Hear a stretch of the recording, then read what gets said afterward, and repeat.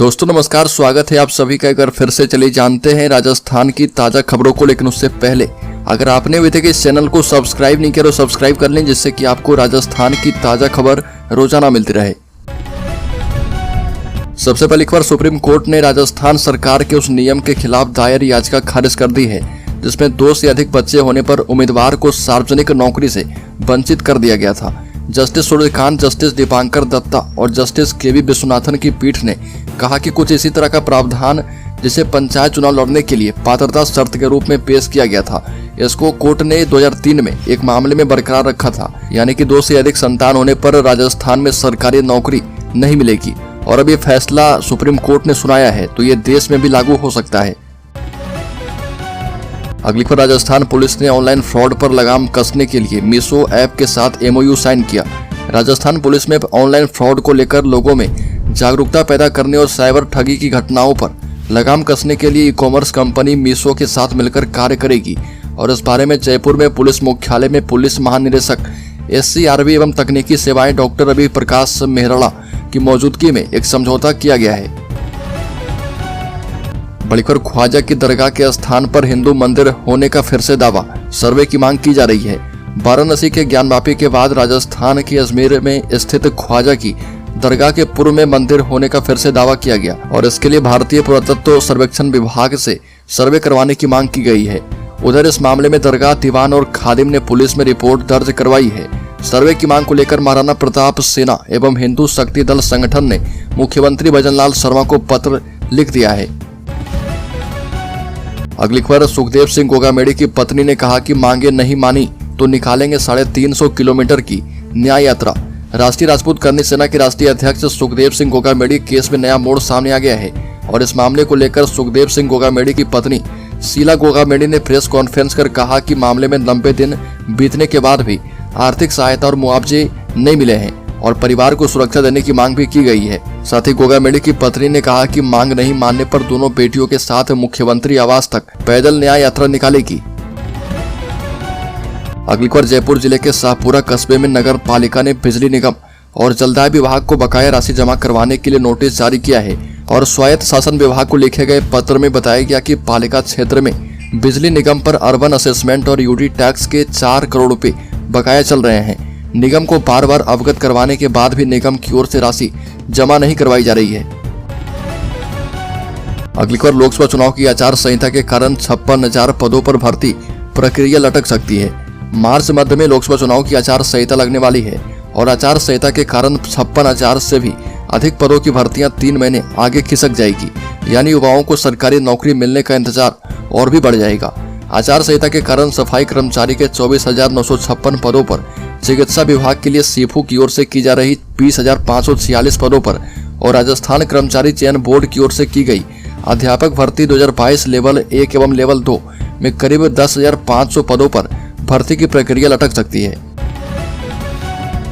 अगली खबर, राजस्थान में कांग्रेस की सरकार थी तो प्रदेश में कोई न कोई बड़ी घटना होते ही भाजपा इस पर उंगली उठाने लगती थी और कानून व्यवस्था को लेकर प्रदेश के मुख्यमंत्री और उनकी सरकार को घेरने लगती थी। ऐसे में प्रदेश में भाजपा की नई सरकार आ गई है और मुख्यमंत्री भी बदल गए और ऐसे में प्रदेश में सुरक्षा व्यवस्था भी कड़ी होनी चाहिए। लेकिन अभी अपराध के आंकड़े में कमी नहीं आ रही है और ऐसे में कानून और व्यवस्था की स्थिति को लेकर राजस्थान के पूर्व मुख्यमंत्री और कांग्रेस के नेता अशोक गहलोत ने कहा कि रेप, डकैती, गुंडागर्दी राज्य में नहीं होनी चाहिए। ये नई सरकार की प्राथमिकता में होना चाहिए। अगली पर, कांग्रेस ने राजस्थान के लिए गठित की है अनुशासन समिति। कांग्रेस ने राजस्थान प्रदेश कांग्रेस के लिए वरिष्ठ नेता उदयलाल अंजना के नेतृत्व में 4 सदस्यीय अनुशासन समिति का गठन किया है और कांग्रेस के महासचिव केसी वेणुगोपाल ने यह जानकारी देते हुए बताया कि पार्टी अध्यक्ष मल्लिकार्जुन खड़गे ने समिति के पदाधिकारियों के नाम को मंजूरी दी है और उन्हें तत्काल अपना काम शुरू करने के लिए कहा है। और बताया गया कि उदयलाल अंजना की अध्यक्षता में जिस अनुशासन समिति का गठन किया गया है उसमें वरिष्ठ नेता शकुंतला रावत को सह-अध्यक्ष बनाया गया है। अगली खबर, मुख्यमंत्री भजनलाल शर्मा ने राहुल गांधी की यात्रा को लेकर पूर्व PM इंदिरा गांधी को लिया निशाने पर। राजस्थान के मुख्यमंत्री भजनलाल शर्मा ने राहुल गांधी की न्याय यात्रा पर कहा कि इंदिरा जी से लेकर सोनिया गांधी और राहुल गांधी तक ने कई यात्राएं निकाली है, लेकिन इन यात्राओं से क्या फायदा मिला? सबने गरीबी का नारा दिया, लेकिन क्या गरीबी हटा पाए? मुख्यमंत्री ने कहा कि कांग्रेस यात्राओं के नाम पर दिखावा करती आई है, लेकिन इसका फायदा किसी को नहीं हुआ है। एक और बड़ी खबर, राजस्थान में अनामिका बिश्नोई की मौत की बड़ी वजह आई सामने। राजस्थान के फलौदी में social media influencer Anamika Bishnoi की मौत काफी सुर्खियों में है और अनामिका की उसके पति महिराम ने दिन दहाड़े दुकान में घुसकर गोलियां मारकर हत्या की थी। हालांकि इस मामले में पुलिस ने आरोपी पति को गिरफ्तार कर लिया है। उधर आरोपी से पूछताछ के बाद राजस्थान पुलिस ने चौंकाने वाला खुलासा किया है। पुलिस के मुताबिक महिराम को अनामिका बिश्नोई का इंस्टाग्राम पर रील बनाना बेहद ही नागवार गुजरा था और इसके कारण दोनों के बीच में काफी दूरियां आई। बड़ी खबर, राजस्थान के जयपुर में मुस्लिमों को घर किराए पर नहीं देने वाले पोस्टर पर एक्शन किया गया है।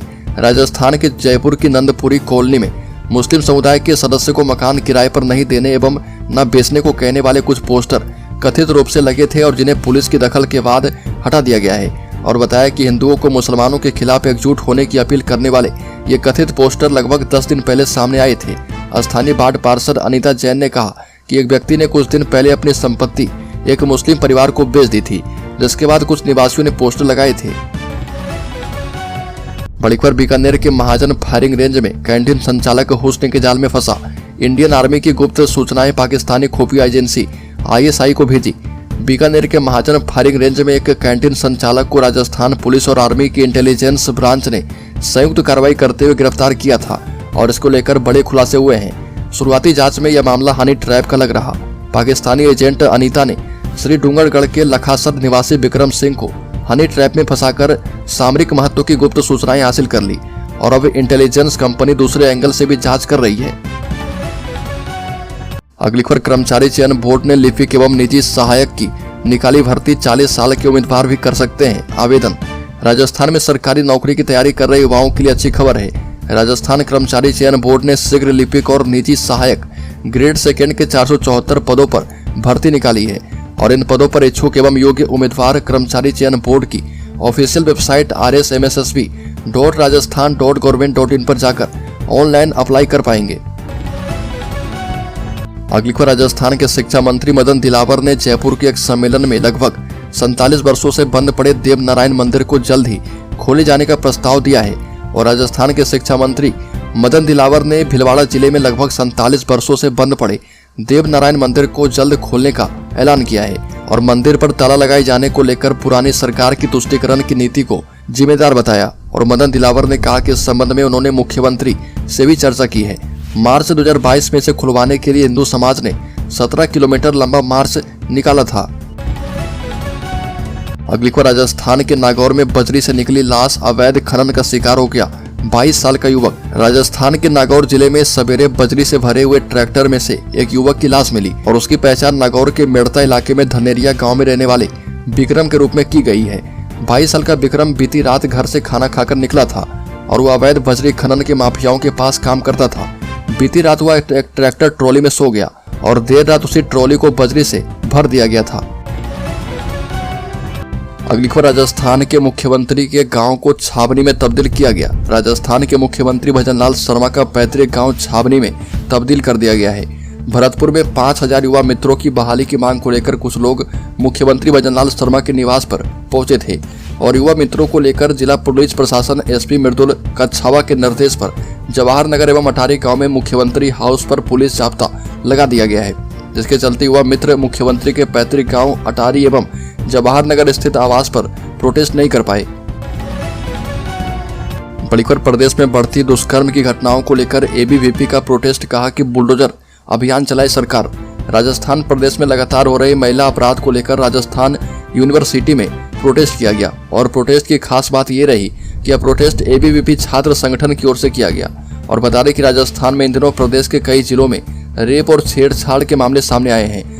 स्कूल और कॉलेज में लड़कियों के साथ कई घटनाएं सामने आई है और ऐसे में अखिल भारतीय विद्यार्थी परिषद के द्वारा मेन गेट पर प्रोटेस्ट करके राज्य की भजनलाल सरकार को चेतावनी दी गई है। अगली को, राज्य के कोटा जिले के दुगोद में बजरंगबली के मंदिर हनुमानगढ़ी के नजदीक विशेष समुदाय द्वारा शव को दफनाए जाने का मामला सामने आया, जिसके विरोध में सर्व हिंदू समाज और कोटसुवा बचाव संघर्ष समिति ने पूरा दिगोद कस्बे को बंद रखा। साथ ही आह्वान किया कि यदि उनकी मांगों पर ध्यान नहीं दिया गया तो पूरा दिगोद कस्बा हनुमानगढ़ी की ओर कूच करेगा। विश्व हिंदू परिषद ग्रामीण जिला उपाध्यक्ष इंद्रराज मीणा ने बताया कि विशेष समुदाय के द्वारा जबरन मंदिर के पास की जमीन को कब्रिस्तान बनाया जा रहा, जबकि नियम के मुताबिक 3 कब्रिस्तान पहले से बने हैं। अगली खबर, आरबीआई ने कैंसिल कर दिया राजस्थान के इस बैंक का लाइसेंस, खाते में जमा 5 लाख रुपए तक ही मिलेंगे वापस। भारतीय रिजर्व बैंक ने राजस्थान के पाली जिले में स्थित Sumerpur mercantile urban cooperative bank का लाइसेंस रद्द कर दिया है और इसका कारण बताते हुए आरबीआई ने अधिकारी से कहा कि इस बैंक के पास पर्याप्त पूंजी और कमाई की संभावनाएं नहीं है और इसलिए फैसला किया गया है। रिजर्व बैंक के एक बयान में कहा गया कि राजस्थान के सहकारी समितियों के पंजीयक से भी बैंक को बंद करने और एक परिसमापक नियुक्त करने का आदेश जारी किया गया है।